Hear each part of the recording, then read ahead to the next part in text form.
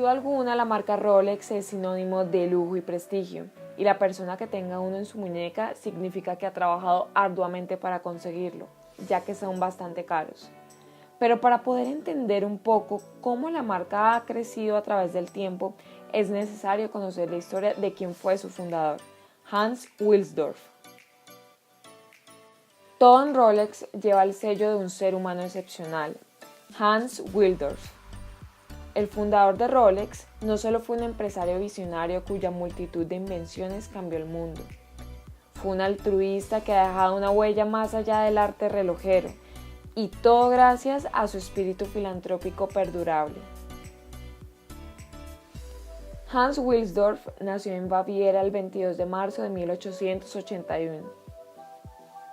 A los 12 años, él y sus dos hermanos quedaron huérfanos, teniendo que vivir con sus tíos maternos. Fue un excelente estudiante en matemáticas y aprendió varios idiomas, entre ellos el inglés, idioma que lo ayudaría a catapultar su empresa en el futuro. En 1900, cuando tenía 19 años, comenzó a trabajar como responsable de la correspondencia inglesa en una empresa exportadora de relojes. Esa firma se especializaba en los relojes de bolsillo, los que en ese momento eran utilizados por todas las personas. Hablar inglés, alemán y francés le permitieron ser el responsable de la correspondencia comercial, y más adelante eso lo ayudaría a comprender la estrategia de marketing internacional.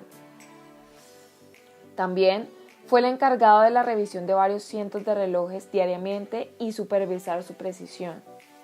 Por otra parte, Cuna Corten era una organización grande y rentable, y estar en contacto con todos esos relojes ejerció una gran influencia en sus pensamientos e ideas, es decir, se obsesionó con la creación de relojes perfectos. Las ganas de crear una empresa exitosa de relojes lo llevaron junto a su cuñado Alfred Davis a fundar Rolex como Wilsdorf and Davis.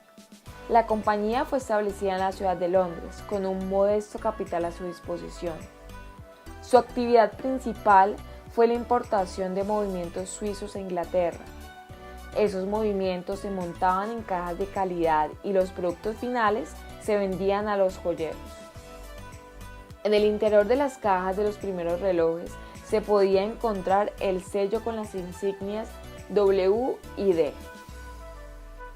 Este joven soñador de 24 años empezó a idear un reloj que se pudiera llevar en la muñeca, aunque por aquel entonces los relojes de pulsera no eran muy precisos.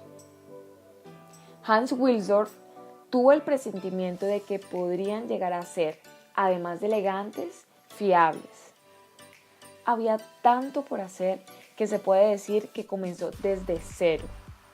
Y para convencer a la gente de la fiabilidad de sus revolucionarios relojes, decidió equiparlos con un movimiento pequeño de gran precisión fabricado por un taller relojero de Berna, Suiza. Para 1908, Wilsdorf quería que sus relojes llevaran un nombre corto, que fuera fácil de pronunciar y recordar en cualquier parte del mundo y que de igual modo luciera bien en la esfera.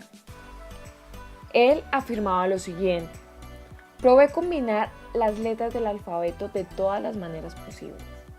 Obtuvo unos 100 nombres, pero ninguno era el correcto. Y una mañana, mientras recorría Cheapside en Londres a bordo de un tranvía tirado por caballos, un genio me susurró la palabra Rolex al oído. Y sí, de esta manera fue como un hombre que se acostumbró a pensar en grande decidió establecerse en todo el mundo. Y esas 5 letras traspasaron fronteras para que personas de diferentes partes tuvieran un reloj de lujo. Y estos relojes de alta gama comenzaron a ganar partida cuando en 1910 el organismo oficial del control de la marcha de relojes de Berna, una organización muy respetada de la industria relojera, otorga a Rolex la primera certificación cronométrica oficial a un reloj de pulsera.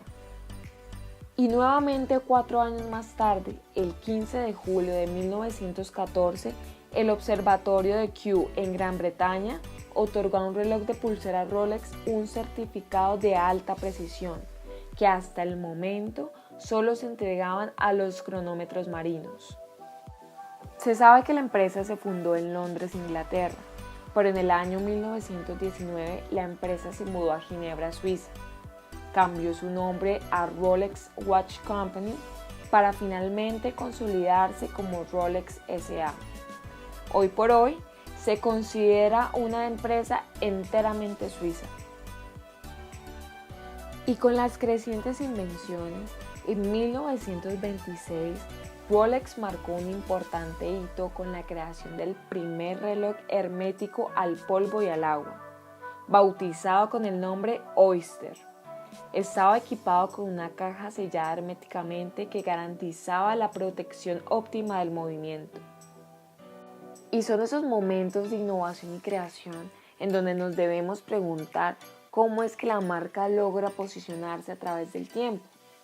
Para eso es muy importante entender la estrategia que implementaron al principio y es conocida como el endorsement.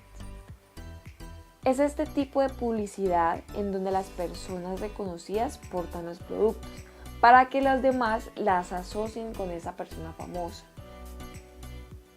Y la forma en que Rolex comenzó a promocionar sus relojes se dio con Mercedes Glide.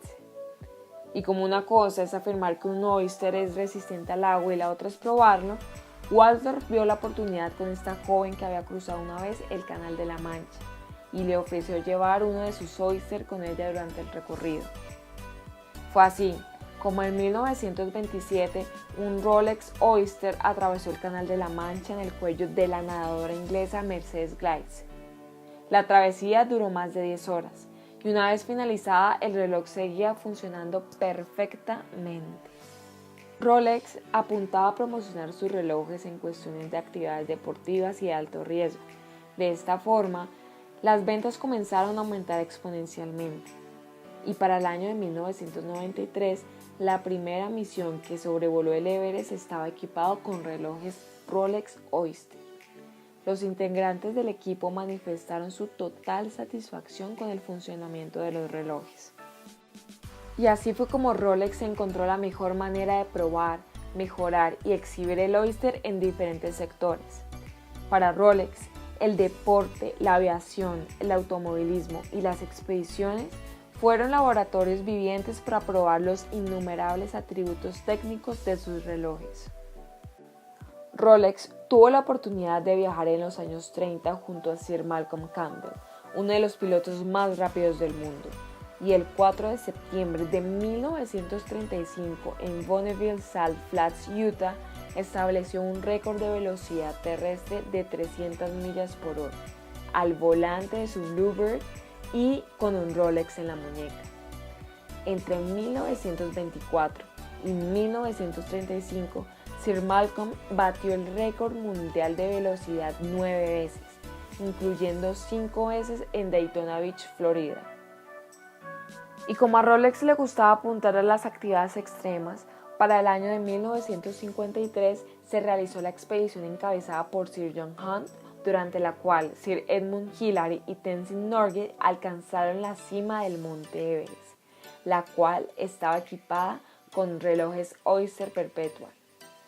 Después del triunfo de estas grandes personas, fue cuando Rolex lanzó el Oyster Perpetual Explorer y fue un total ícono. Y durante la década de 1950, Rolex realizó rigurosas pruebas en un reloj experimental llamado Deep Sea Special. Valiéndose del conocimiento adquirido con los dos primeros modelos, Rolex crea el tercer Deep Sea Special diseñado para resistir las condiciones más extremas.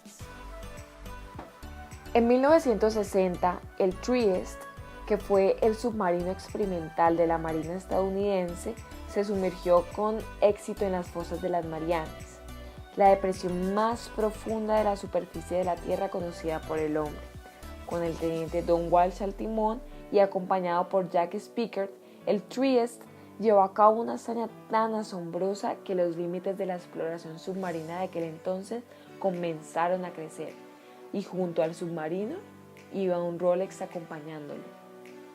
Y por si fuera poco, el 26 de marzo de 2012, James Cameron, director de cine y explorador residente de National Geographic, descendió a la fosa de las Marianas, realizando así la primera inmersión en solitario a la fosa más profunda del planeta y la única desde la expedición en pareja del Trieste en 1960. Solo un tripulante fue testigo de ambos viajes, y este fue un Rolex. Finalmente, esta marca prestigiosa de relojes ha tenido una trayectoria con algunos altibajos, pero al final siempre termina sobresaliendo el trabajo duro por crear estas piezas tan únicas y tan exclusivas como son los Rolex.